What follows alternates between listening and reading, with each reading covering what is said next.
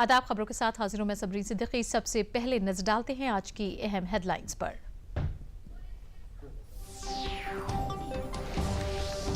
भूटान से लौटने के बाद पीएम मोदी ने दिल्ली ब्लास्ट के जख्मियों की मुलाकात। कहा, सभी की जल्द सेहतयाब होने की दुआ करता हूं। साजिश के पीछे लोगों के हैं, उन्हें इंसाफ के कटघरे में लाया जाएगा।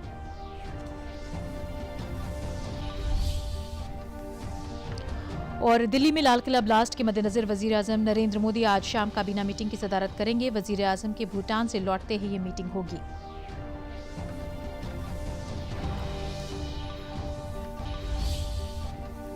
दिल्ली ब्लास्ट केस में हो रहे नए इंकशाफात। दिल्ली पुलिस ने कार डीलर अमित को लिया हिरासत में। तफ्तीश जारी। धमाके की सीसीटीवी फुटेज भी आई सामने। जांच में मशगूल एनआईए।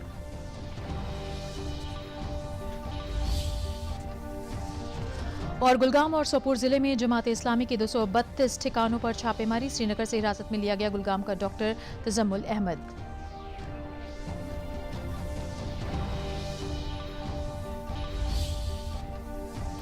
और उत्तर प्रदेश के वजीर नंद गोपाल गुप्ता नंदी ने सरदार पटेल की 150वीं जयंती पर प्रयागराज में पैदल मार्च किया और उन्होंने तरक्की और बिहार इलेक्शन पर बात की।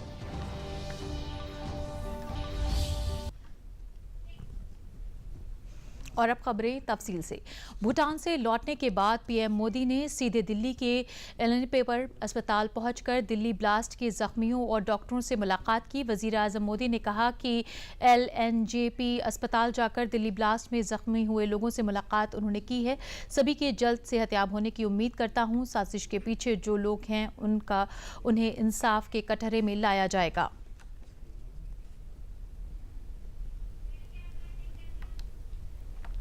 वजीर आजम नरेंद्र मोदी अब से थोड़ी ही देर में काबीनी सलामती मीटिंग CCS की अहम मीटिंग की सदारत करेंगे। ये मीटिंग वजीर आजम की रहायशगाह 7 लोक कल्याण मार्ग पर होगी। बताया जा रहा है कि ये मीटिंग हाल में हुए दिल्ली ब्लास्ट के वाक़े के मद्देनजर तलब की गई है, जिसमें मुल्क की सलामती की सूरत हाल का जायजा लिया जाएगा। साथ ही पहलगाम हमले के बाद ये पहली मीटिंग होगी, इसलिए कश्मीर की सिक्योरिटी हालात पर भी तबादला ख्याल होने का इम्कान है। मीटिंग में आला अफसरान और सिक्योरिटी माहिरीन की शिरकत होगी ताकि मौजूदा सिक्योरिटी चैलेंजेस पर तफसील से गौर ख्वास किया जा सके और मुनासिब फैसला लिया जा सके। वजीर आजम नरेंद्र मोदी की सदारत में ये मीटिंग कौमी सलामती पॉलिसियों को मजबूत बनाने की सिमत में एक अहम कदम माना जा रहा है। दिल्ली ब्लास्ट के मामले में नया सीसीटीवी फुटेज सामने आया है, जिसमें नजर आ रहा है कि कैसे लाल किले के पास चलती गाड़ियों के दरमियान ही कार में बम फटा।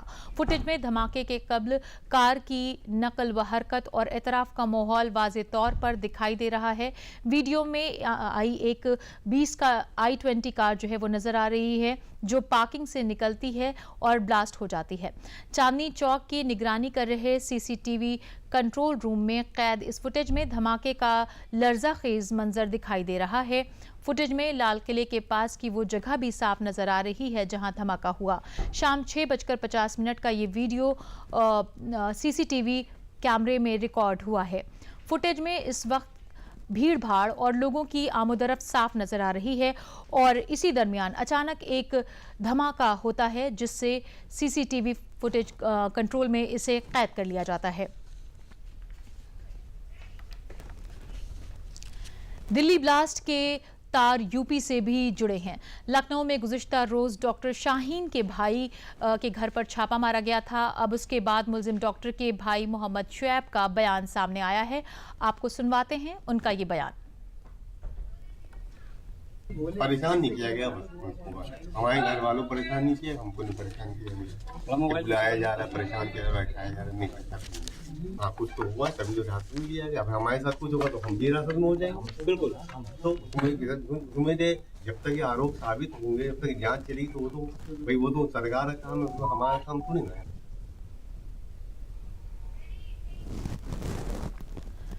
दिल्ली बम ब्लास्ट के बाद यूपी में भी एहतियात बढ़ा दी गई है। सीएम योगी की हिदायत के बाद रियासत के सभी अजला में चेकिंग मुहिम चलाई जा रही है।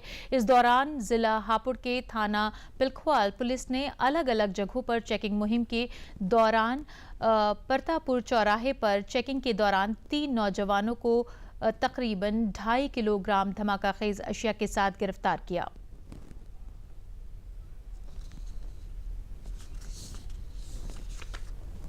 शराब जो हरियाणा मार्का जो कि बेचने के लिए लाई जा रही थी वो हमको बरामद हुई है, उसके लिए एक अलग से भी उपजिग्रत है।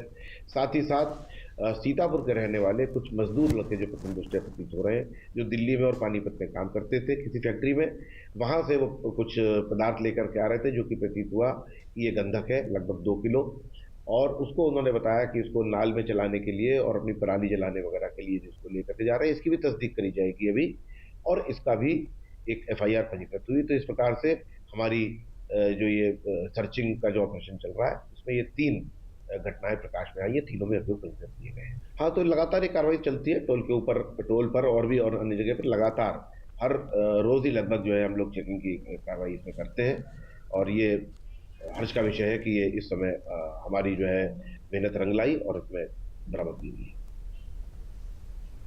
और अब बात इस बड़ी खबर की जिसने मुल्क में सियासी हलचल मचा रखी है, बात बिहार इंतखाबात की। बिहार इलेक्शन के नताइज तो 14 नवंबर को आएंगे, लेकिन उससे पहले असेंबली इंतखाबात को लेकर बिहार में 2 मरहलों में जो वोटिंग हुई उसमें ज़बरदस्त टर्नआउट हुआ है। इस वोटिंग के जो एदाद शुमार अभी तक सामने आया है उसमें ख्वातीन ने मर्दों को वोटिंग फीसद के मामले में पीछे छोड़ दिया है। मतलब बिहार की ख्वातीन ने पूरे मुल्क के सामने ये नज़ीर पेश की है कि ख्वातीन जमहूरियत के इस त्योहार में महज हिस्सेदार नहीं हैं, बल्कि अब वो गेम चेंजर भी बन सकती हैं। और ख्वातीन का बड़ी तादाद में वोट डालना क्या इशारा करता है, इस पर रोशनी डालते हैं हमारी ये रिपोर्ट।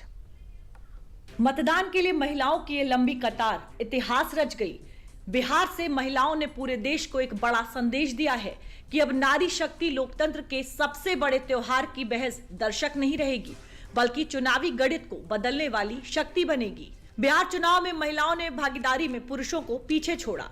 महिला पुरुष वोटिंग में 8.8% का अंतर, महिलाओं ने मारी बाजी। दोनों चरण में 71.06% महिलाओं ने मतदान किया। दोनों चरण मिलाकर करीब 3.51 करोड़ महिलाओं ने किया मतदान। बिहार में 62.8% पुरुषों ने किया मतदान। दोनों चरण मिलाकर बिहार में 3.93 करोड़ पुरुषों ने किया मतदान। इन आंकड़ों में पोस्टल बैलेट के आंकड़े शामिल नहीं हैं। बिहार ने वैसे भी इस बार मतदान में पिछले सारे रिकॉर्ड ध्वस्त कर बम्पर वोटिंग की है, लेकिन महिलाओं की बम्पर वोटिंग ने बिहार चुनाव को लेकर अनुमानों के बाजार गर्म कर दिए हैं। महिलाओं का इस तरह वोटिंग के लिए बाहर आना बिहार के लिए अप्रत्याशित माना जा रहा है। पहले चरण में वोटिंग की बात करें तो 69.04% यानी 1,76,77,219 महिलाओं ने वोटिंग की, और दूसरे चरण में 74.03% यानी 1,74,68,572 महिलाओं ने मतदान किया। पुरुषों की बात करें तो पहले चरण में 61.56% यानी 1,98,35,325 पुरुषों ने वोट डाले। वहीं दूसरे चरण में 64.1% यानी 1,95,44,041 पुरुषों ने मताधिकार का प्रयोग किया। दोनों चरण मिला लें तो करीब 7,45,26,858 लोगों ने वोट डाले हैं। हालांकि ये अंतिम आंकड़े नहीं हैं, इनमें डाक मतपत्र भी शामिल नहीं है। सवाल यह है कि महिलाओं की इस बम्पर वोटिंग का नतीजों पर क्या असर पड़ेगा। महिलाओं का वोट कैसे बिहार चुनाव में निर्णायक साबित होगा, और कैसे महिलाएं इस बार बिहार में सरकार बनाने में सबसे बड़ी शक्ति बनेंगी। अब इन सवालों का जवाब नतीजों के बाद ही साफ हो पाएगा, लेकिन कुछ संकेत जरूर मिलने लगे हैं और इन अनुमानों में एग्जिट पोल सबसे आगे माने जा रहे हैं। बिहार के एग्जिट पोल में एनडीए को भारी बहुमत का अनुमान, पोल ऑफ पोल्स में एनडीए को 147 सीटें मिलने का अनुमान, पोल ऑफ पोल्स में महागठबंधन को 90 सीटें मिलने का अनुमान।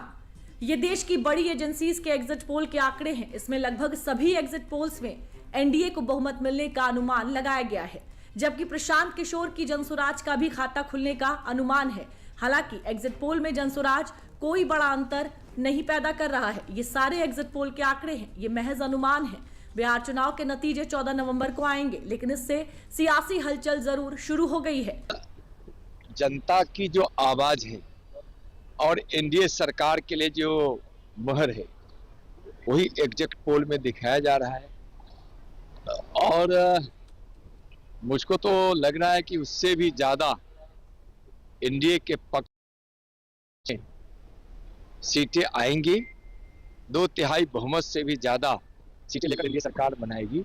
को ओथ सेरेमनी होगा, ये निश्चित तौर पे होने जा रहा है। जो फीडबैक हम लोगों को मिल रहे हैं, भाजपा और एनडीए के पसीने छूट रहे हैं, लोग बेचैन हैं, बौखलाहट में हैं। जिस हिसाब से मतदान है, कल वोटिंग। खबरें अभी और भी हैं, लेकिन उससे पहले लेते हैं एक वक्फा।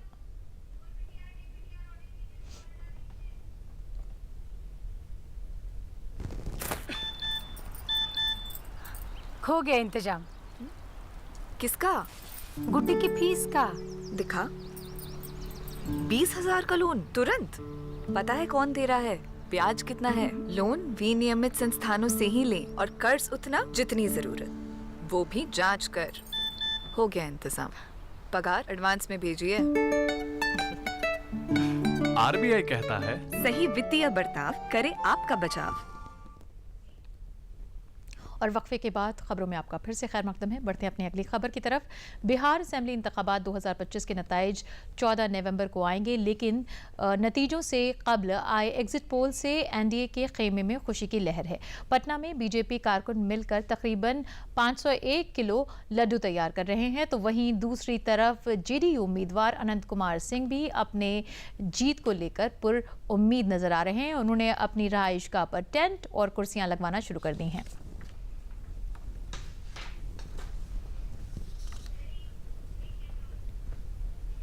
और अब खबर भारत की मजबूत खारजा डिप्लोमेसी की। पीएम मोदी 2 दिन की भूटान की सरकारी दौरे पर थे। भारत और भूटान की दोस्ती सदियों से अटूट है और पीएम मोदी के इस दौरे ने इस दोस्ती को मजीद मजबूती दी है। क्यों पीएम मोदी का ये भूटान दौरा डिप्लोमेटिक लिहाज से बहुत अहम माना जा रहा है, देखिए इस पर यह रिपोर्ट। ये तस्वीरें भारत और भूटान की अटूट दोस्ती और आपसी भाईचारे का सबसे बड़ा सबूत हैं। पीएम मोदी की भूटान की राजकीय यात्रा ने भारत भूटान रिश्तों में एक नया मील का पत्थर स्थापित किया है। 2 दिन की बेहद सफल भूटान यात्रा के बाद पीएम मोदी स्वदेश रवाना हुए, लेकिन उससे पहले उन्होंने भारत और भूटान के बीच के रिश्तों को और मजबूती दी, जो भारत की विदेशी कूटनीति को और मजबूत करने वाला है। भारत रवाना होने से पहले पीएम मोदी ने भूटान के चौथे राजा से मुलाकात की और कई मुद्दों पर दोनों देशों के बीच सफल बातचीत हुई। बातचीत के बाद पीएम मोदी ने ट्वीट करके लिखा, भूटान के राजा जिग्मे खेसर नामग्याल वांगचुक से शानदार मुलाकात हुई। हमने ऊर्जा क्षमता निर्माण, संपर्क, प्रौद्योगिकी, रक्षा और सुरक्षा जैसे क्षेत्रों में सहयोग पर चर्चा की। भारत को भूटान की विकास यात्रा में एक प्रमुख भागीदार होने पर गर्व है। इस दौरान क्षेत्रीय और वैश्विक चुनौतियों पर भी बात हुई और स्थिरता व सहयोग के साझा विजन को दोहराया गया। पीएम मोदी की इस भूटान यात्रा का खास पल रहा भारत से लाए गए भगवान बुद्ध के पवित्र अवशेषों का भव्य स्वागत। ये अवसर ग्लोबल पीस प्रेयर फेस्टिवल और चौथे राजा के जन्मदिन से जुड़ा था। पीएम मोदी ने कहा कि इन अवशेषों को जिस आदर व श्रद्धा से स्वीकार किया गया, वो भारत भूटान के लोगों के बीच गहरे आध्यात्मिक व सांस्कृतिक बंधन को दर्शाता है। ये बंधन साझा बौद्ध विरासत और शांति समन्वय के मूल्यों पर टिका है। भारत और भूटान सिर्फ सीमाओं से नहीं, संस्कृतियों से भी जुड़े हैं। हमारा रिश्ता वैल्यूज का है, इमोशंस का है, पीस का है, प्रोग्रेस का है। 2014 में प्रधानमंत्री पद की शपथ लेने के बाद मुझे अपनी पहली विदेश यात्रा में भूटान आने का अवसर मिला था। मैं आज भी उस यात्रा को याद करता हूं तो मन भावनाओं से भर जाता है। भारत और भूटान के संबंध इतने सशक्त और समृद्ध हैं। हम मुश्किलों में भी साथ थे, हमने चुनौतियों का सामना भी मिलकर किया, और आज जब हम प्रोग्रेस की प्रॉस्पेरिटी की तरफ चल पड़े हैं, तब भी हमारा साथ और मजबूत हो रहा है। भारत हमेशा से ही भूटान के विकास में अहम योगदान देता आया है। इस बार की पीएम मोदी की भूटान यात्रा की सबसे बड़ी उपलब्धि रही 1020 मेगावाट के पुनात सांगचू 2 जल विद्युत परियोजना का उद्घाटन पीएम मोदी और भूटान के राजा ने संयुक्त रूप से किया। ऊर्जा सहयोग भारत भूटान साझेदारी का सबसे अहम हिस्सा है। इस मौके पर नवीकरणीय ऊर्जा व स्वास्थ्य क्षेत्र में कई एमओयू पर हस्ताक्षर हुए। भूटान के विकास के लिए नई क्रेडिट लाइन की भी घोषणा की गई। भारत रवाना होने से पहले पीएम मोदी ने थिम्पू में भूटान के राजा जिग्मे खेसर नामग्याल वांगचुक के साथ कालचक्र अभिषेक का उद्घाटन किया। राजधानी थिम्पू में चांगलिमथांग स्टेडियम में हुए इस उद्घाटन में हजारों लोग शामिल थे। कालचक्र सेरेमनी तिब्बती बौद्ध धर्म से जुड़ी है, जिसका अर्थ समय का चक्र होता है। इसे बौद्ध धर्म का महाकुंभ भी कहा जाता है, जिसमें सभी मिलकर विश्व की शांति के लिए प्रार्थना करते हैं। इसके अलावा कालचक्र सेरेमनी में कई तरह के रंगारंग कार्यक्रम भी आयोजित किए जाते हैं। उत्तर प्रदेश हुकूमत की काबीनी वजीर नंद गोपाल नंदी ने सरदार वल्लभ भाई पटेल की यौम पैदाइश की 150वें साल मुकम्मल होने के मौके पर पैदल मार्च का इफ्तिताह तीर्थराज प्रयाग के मशहूर पीठ मां ललिता देवी में पूजन अर्चन करने के बाद किया। उन्होंने कहा कि मुल्क के वजीर आज़म नरेंद्र मोदी जी की पॉलिसियों के तहत आज मुल्क तरक्की की जानिब गामजन है। सरदार वल्लभ भाई पटेल युग पुरुष थे और उनकी 150वीं जयंती के मौके पर ये पैदल मार्च आज पूरे शहर की एक कोने से दूसरे कोने तक जाएगा। उन्होंने बिहार इलेक्शन को लेकर कहा कि वहाँ अच्छी सीटों के साथ हमारी हुकूमत बन रही है।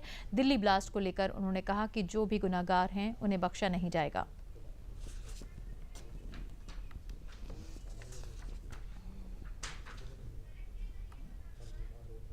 देखिए, अखिलेश यादव खुद ही झूठे हैं और ऐसे झूठे व्यक्ति की वजह से ही उनकी पार्टी का समाजवादी पार्टी जो नाम था वो समाप्त होती हुई पार्टी बनी है।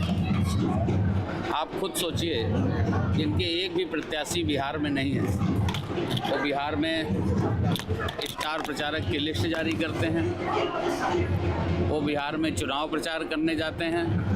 ये दिखाता है कि वो केवल तुष्टीकरण की राजनीति, क्या ऐसा बोलें कि सनातन अपमानित हो, क्या ऐसा बोलें कि सनातन को चोट पहुंचे और उनको वोट मिले। तो इस देश की जनता बहुत ही जागरूक है, बहुत ही समझदार है।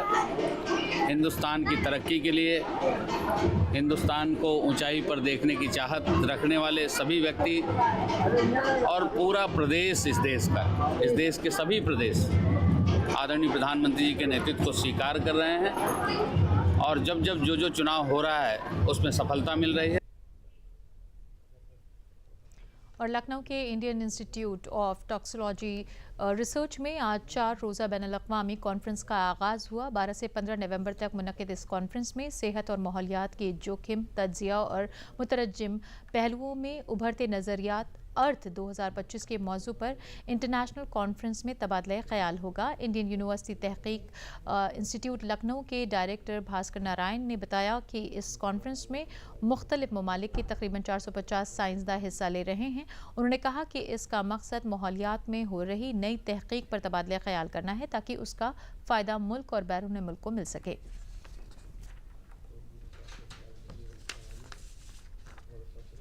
हमें बेहद खुशी हो रहा है कि हमारी संस्थान में एक अंतर्राष्ट्रीय कॉन्फ्रेंस चल रहा है आज से लेकर 15 नवंबर तक, जिसका विषय है पर्यावरण और पब्लिक हेल्थ। इसको हम कह रहे हैं अर्थ 2025।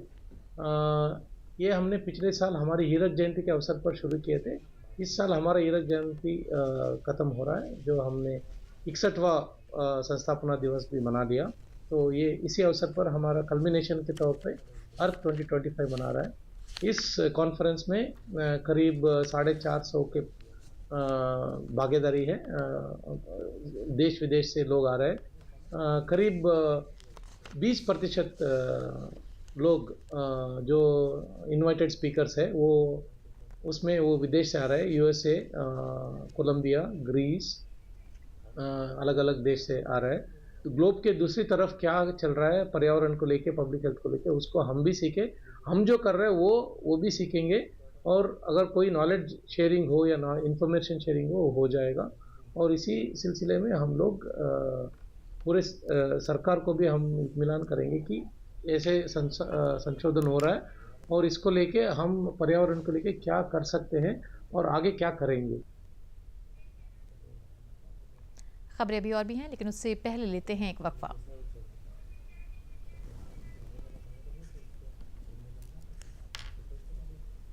अरे कहाँ जा रहे हैं आप सभी? साहब, खेत की तरफ, वहाँ कंबाइन से कटाई चल रही है। देखो किसान भाइयों, कटाई के बाद बचे धान के फसल अवशेष में आग न लगाना। काहे साहब? फसल अवशेषों को जलाने से वातावरण प्रदूषित होता है, स्वास्थ्य संबंधी बीमारियां बढ़ती हैं, खेत के मित्र कीट और जीवांश मर जाते हैं। इससे खेत की उर्वरा शक्ति प्रभावित होती है। तो साहब क्या करें? पराली प्रबंधन करें, इन्हें खेत में डीकम्पोजर डालकर सड़ाएं, कार्बनिक खाद बनाएं। जी साहब। वक्फे के बाद खबरों में आपका खैर मकदम है। बढ़ते अपनी अगली खबर की तरफ, और अब खबर यूपी पुलिस के बढ़ते इकबाल की। यूपी में मोबाइल फ़ोन रिकवरी में बेहतरीन काम करने के लिए आजमगढ़ ज़िले की पुलिस को नेशनल अवार्ड से नवाजा गया है। आजमगढ़ पुलिस को ये एजाज़ वजारत मवासलात के तहत महकमा टेली मवासलात के CEIR पोर्टल ने दिया है। नई दिल्ली में मुनक़िद तकरीब में आजमगढ़ के ASP देही चिराग जैन ने ये अवार्ड हासिल किया, जिसके बाद मंगल को आजमगढ़ में उन्होंने पुलिस एहलकारों को भी एजाज़ से नवाजा।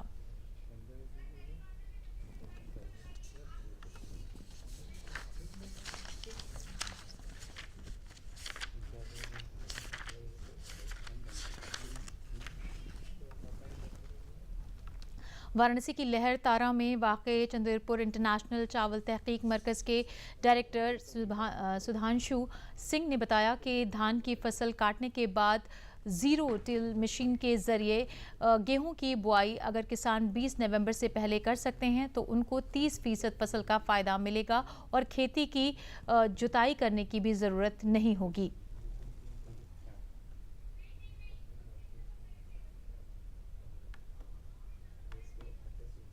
सभी किसानों से अनुरोध है कि वैज्ञानिक तकनीक अपनाकर गेहूं की समय पर बुआई सुनिश्चित करें। इससे आपकी उत्पादकता और आमदनी तो बढ़ेगी ही, आप भारत सरकार के नेट जीरो कार्बन मिशन और सतत कृषि के लक्ष्य में भी महती योगदान दे सकते हैं। और फतेहपुर ज़िले में महकमा ज़राअत के ज़रिए पराली जलाने के वाले किसानों के खिलाफ मुसलसल कार्रवाई की जा रही है।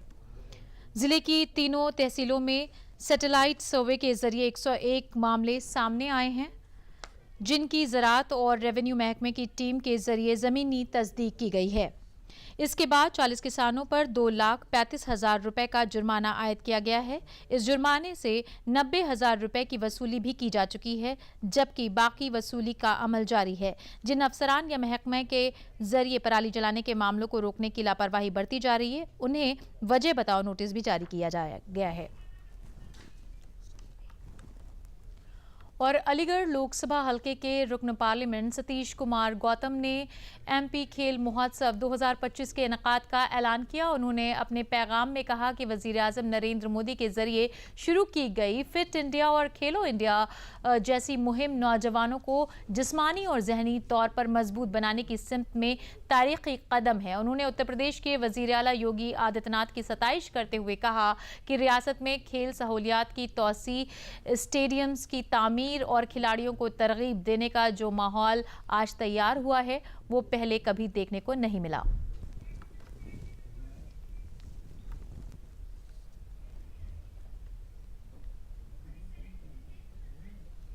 मेन उद्देश्य ये है, माननीय प्रधानमंत्री नरेंद्र मोदी जी के आग्रह से इसको शुरू किया गया।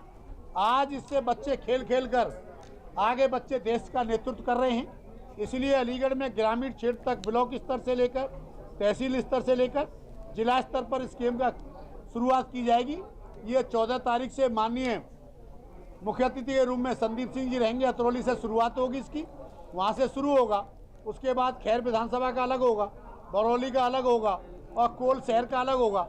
इसका जो समापन होगा वो 25 दिसंबर को अलीगढ़ स्टेडियम में किया जाएगा। मकसद है हर बच्चा घर में खेलेगा तो स्वस्थ रहेगा, स्वस्थ रहेगा तो आगे धीरे धीरे जो ग्रामीण खेल हैं हमारे, कबड्डी हुए, कुश्ती हुई, खो खो हुआ, जो खेल धीरे धीरे कमी होती जा रही है, उसको एक साथ होकर आगे बढ़ाना और ग्रामीण खेल को एक राष्ट्र लेवल तक लाना। और इसी के साथ खबरें खत्म हुई। इजाजत दीजिए, शब बखैर।